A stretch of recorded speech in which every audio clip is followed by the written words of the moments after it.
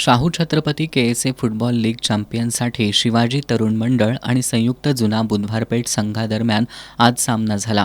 सामन्यात विजय मिळवायचा या उद्देशानं मैदानात उतरलेल्या शिवाजीच्या खेळाडूंनी सुरुवातीपासूनच चढाईचं धोरण अवलंबलं.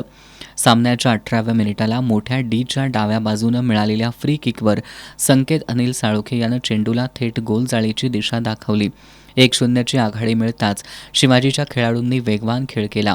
एका कॉर्नर किकवर इंद्रजित चौगुले यानं मारलेल्या चेंडूला योगेश कदमनं हेडद्वारे गोल जाळ्यात धाडून संघाला 2-0 अशी आघाडी मिळवून दिली.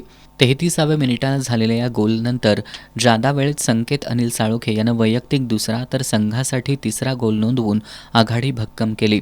पूर्वार्धात मिळालेल्या 3-0च्या आघाडीमुळं उत्तरार्धात शिवाजीकडून जोरदार चढाया झाल्या.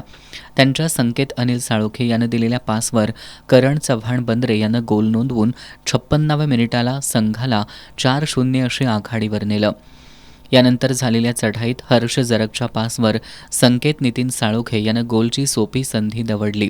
त्यानंतर डी बाहेरून मारलेल्या फटक्यावर चेंडू गोलपोस्टला धडकल्यानं खुर्शीद अलीची गोलची संधी हुकली.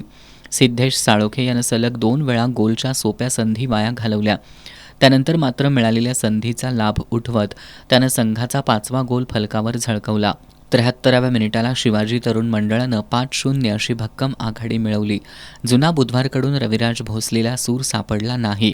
त्याच्यासह मयूर सुतार, प्रथमेश जाधव, सचिन मोरे, सार्थक गवळी, थुलुंगा ब्रह्मा यांनी केलेल्या चढाया समन्वयाअभावी आणि दिशाहीन फटक्यांमुळे वाया गेल्या.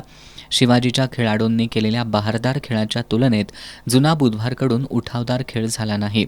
अखेर शिवाजी तरुण मंडळानं 5-0 असा एकतर्फी विजय मिळवत लीग चॅम्पियनचा बहुमान पटकावला.